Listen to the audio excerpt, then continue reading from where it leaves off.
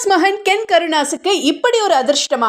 90s comedy நடிகரும் முக்குளத்தோர் புலிப்படை கட்சி தலைவருமான கருணாஸ் அட் அ டைம்ல சினிமா மற்றும் அரசியல்ல பிஸியா இருக்கிறாரு.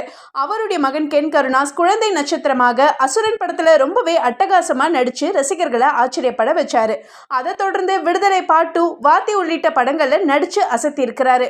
மேலும் இவர் சூப்பரா பாடவும் செய்யறாரு. டைரக்ஷன் மேல ரொம்பவே ஆர்வமா இருக்கிற கென் இப்ப ஹீரோவா அறிமுகமாயிருக்கிறாரு. இந்த படத்துடைய பூஜை லேட்டஸ்டா தான் நடந்து முடிஞ்சிருக்கு.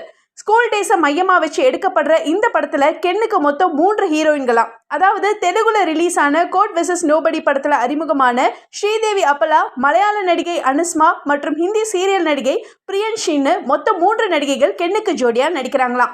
மேலும் இந்த படத்துல கென்னுக்கு அப்பாவா மலையாள நடிகர் சுராஜ் வெஞ்சரமூடவும் அம்மாவா தேவதர்ஷினியும் நடிக்கிறாங்களாம். பெரிய பேனர் நட்சத்திர பட்டாளத்தோட சேர்ந்து 3 ஹீரோயின்களோட நடிக்கிற வாய்ப்பு கிடைச்சிருக்கிற கென் கருணாஸ் ரொம்பவே கொடுத்து வச்சவர்னு கமெண்ட் பண்றாங்க ரசிகர்கள். அது சரி, முக்குளத்தோர் புலிப்படை கட்சியில கென்னுக்கு எப்போ போஸ்டிங் தர போறீங்க சார் அப்படின்னு கேள்வியும் எழுப்புறாங்க ரசிகர்கள்.